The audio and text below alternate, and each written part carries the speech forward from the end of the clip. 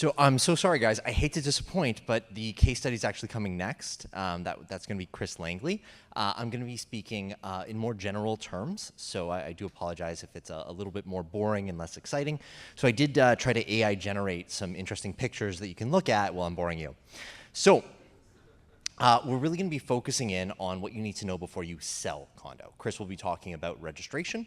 This is more about sales. So this is who I am. I'm a development lawyer. We take projects from start to finish, everything from land acquisition, financing, all the way through to your end unit sales. I practice at SR Law. We're a firm. We have locations down in Toronto and up in Vaughan. So just to start out, what is a condominium? Essentially, the idea is it's a way to split up three-dimensional space. So you might think of a traditional land severance. Traditional land runs heaven to hell, if you want to use religious terms, or all the way down to the core of the earth, and all the way essentially to potentially usable space. Interesting case law on whether an airplane flying over your house is trespassing. It's not, but it's interesting case law on that. But the idea of condo is that rather than just do severance lines up and down, you can go horizontal. So condominiumization is a way to divide land into units that someone will own and common elements that will be owned by all the units together. And all of the unit owners will be obligated to pay into a common fund that will pay for those common elements. They'll be governed by a corporation that's run by a board that makes and enforces rules and essentially does the stuff of the condominium. And the owners democratically elect the board. That's a somewhat counterintuitive thing in that every unit owner has one vote, rather than having voting split up by your proportional interest in the condo. So if you have a 3-bedroom, you have the same vote as a guy with a 1-bedroom. Not always intuitive, and it really, especially on the smaller scale, comes into play, because if you are doing a 4-plex condo, you have 4 people with 4 equal votes, easy to tie, very interesting governance issues. Not going to get into that today. So why would we do a condo? The biggest point here, I think, is that it's a defined exit. Compared to essentially running a rental building and getting your CMHC financing to take out your equity, fine, but you're still running a rental building. You have to deal with tenants. You have to deal with the landlord-tenant board, which has anybody here recently dealt with the landlord-tenant board? I don't see too many hands. So it's a mess. Essentially, the law in Ontario is very tenant-friendly, which is fine in my opinion. It may not be fine in yours. In my opinion, good.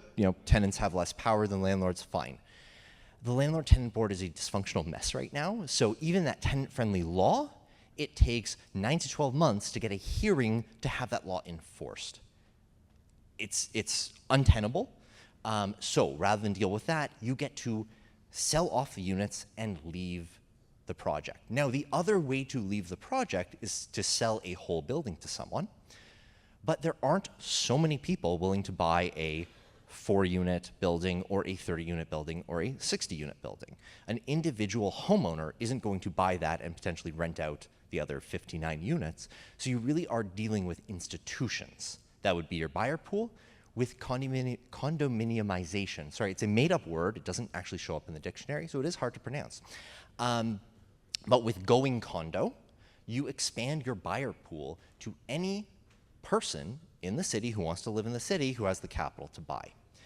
With that expansion, you also get a marketability premium. A building is worth X amount as a whole, but the ability to carve it up and sell individual pieces makes it more fungible, and that makes it worth more because the end buyers of the units have more options for sales, and so they're willing to pay more. There's another element to premiums here, and it's the upselling premium, which is that when you are selling your condo, you can also, as a developer, sell upgrades. This is especially true if you're doing condominium pre-sale. So before you've actually put shovels in the ground, you sell the unit, and then you go back to the buyer for potential upgrades.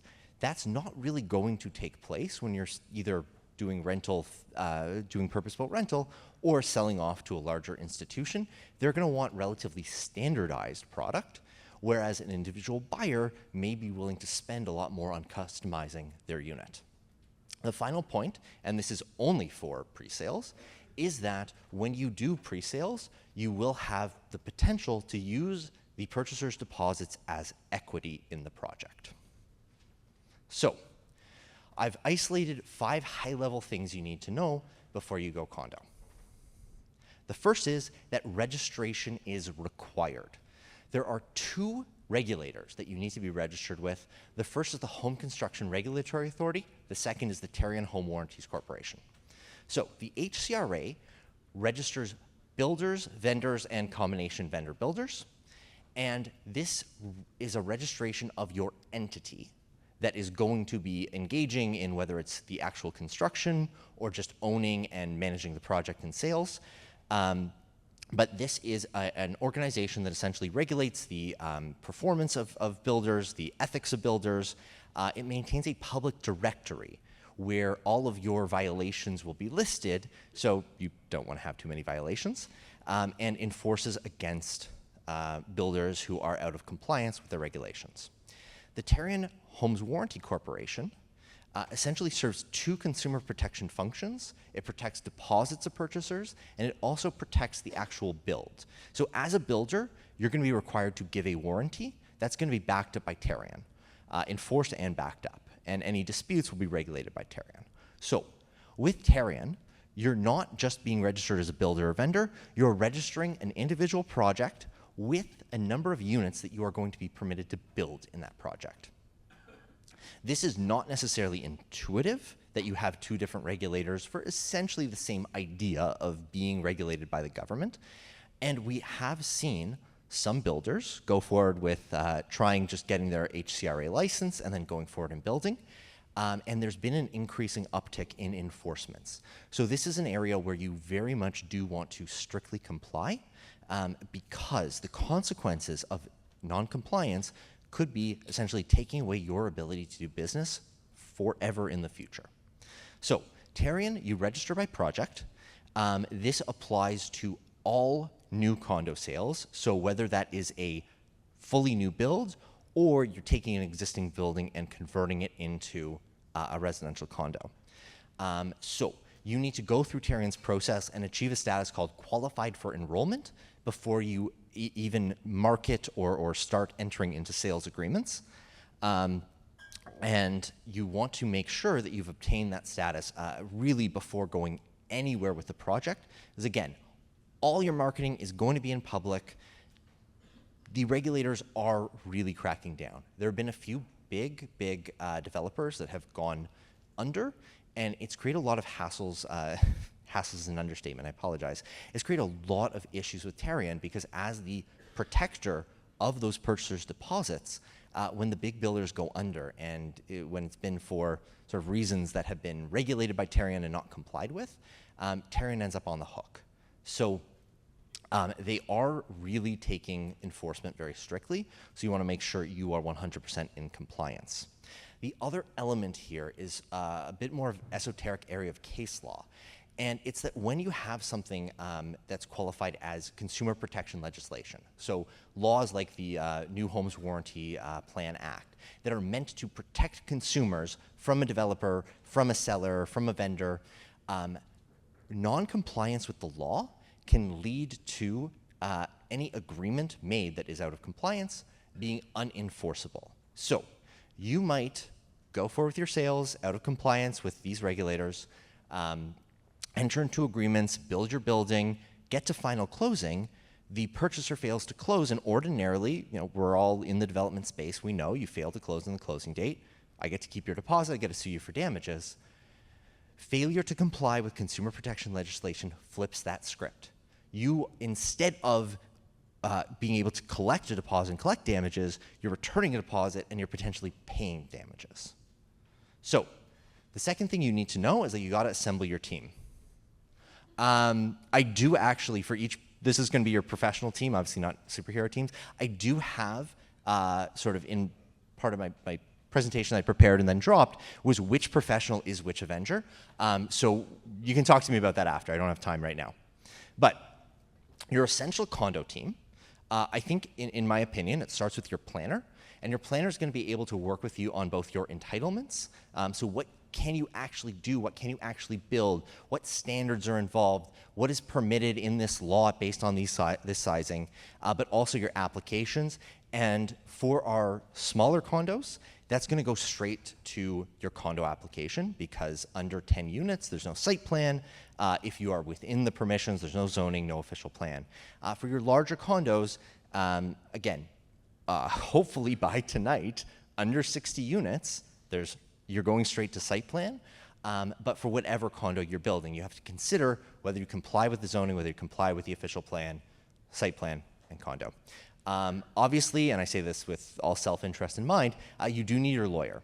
Your lawyer is going to help you prepare your sales documents and make sure that they are in compliance with Tarian's regulations. And I will note that part of getting qualification for enrollment is presenting to Tarian with a sample copy of your sales documents, your disclosure documentation, and your draft declaration. That's the constitution of the condo. So you do need to engage your professionals relatively early on in the process while you're applying to get registered, so that you have that documentation able to be prepared and presented. Your lawyer is also going to be responsible for your registrations. So whether that's compliance stuff with the city, if the city wants to see easements running through your property, or Rogers, Bell, Enbridge need easements over the property, lawyer does that, as well as registering the condo and setting up the corporation. Surveyor is a key member of the team. The surveyor is going to prepare both the draft plan that you're going to use for application and your final condominium plans. So they'll work with your architect, because your architect is designing what the condo is going to look like. The surveyor is going to essentially take the physical properties and turn it into a legal description. And sometimes it's a little bit counterintuitive. We do have one condo where one of the units is actually made up of 2 living spaces, because the basic idea there was both to come under a certain unit count for legal reasons, but also to give the owner the option to own the whole property and either use the sort of second suite within it for their own purposes, or to rent it out, whether it's to a long-term tenant, Airbnb, because they are still living in the unit, and so potentially stay in compliance with the city's Airbnb bylaws. Your property manager is also a key part of your condo planning team. Your property manager is going to come up with the management agreement that is part of the mandatory disclosure, but also, and much more crucially, the first-year budget for the corporation. The first-year budget is a huge part of the disclosure that essentially promises to your purchasers what the expense of the condos are going to look like and what the revenues of the condos are going to look like. And what you need to know as a developer is that if those numbers are off, you're on the hook. If you're quoting people 50 cents a square foot of common expenses, turns out to be 55 cents a square foot, in the first year, those 55 cents, that's on you. The other element of it is, if the budget is not representative of how the condo actually functions, so there's, say, a missing line item that would permanently increase the common expenses. So property manager forgets to put in a water line item, and there's going to be $3,000 a year of water usage. You are potentially on the hook for the long-term costs of leaving out part of the disclosure. So a big part, and sort of speaking generally with all your professionals, is making sure that you have a solid understanding of what your condo is going to be and what it's going to look like and how it's going to be used at the end of the day when you're starting out. And I think this is where the real estate agent who's going to form part of your team really comes in. I call it product market fit, but really I think the real estate agent is sitting on your team as the advocate for the end purchaser. He's going to be talking your professionals essentially down, because I'm the lawyer, I want to be as strict as possible on every possible thing. And it's the real estate agent's job, in my opinion, to say, you know what, lawyer, that's not going to sell. We're not going to sell any units if we go the way you want to go. We got to bring it back. He's got to look at the units and see, are these actually saleable? Are these things people want to buy in this area of the city, in this product type? Are there enough families for these 3-bedroom units, or are there enough students for these 1-bedroom units? And finally, your architect or engineer, and this is sort of a more esoteric point, but when you're dealing with smaller product, you can build under Part 9 of the building code without a certified architect. Totally cool with a non-condo product.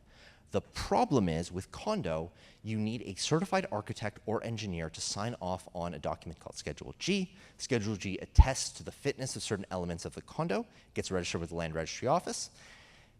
You can't screw around on this. The Land Registry Office will not register a condo without an engineer or architect certified who's signing off.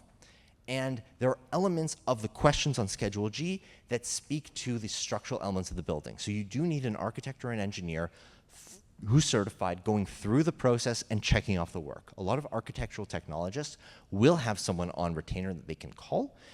So this is an element where if you are planning from the outset, you want to make sure that person's on your team.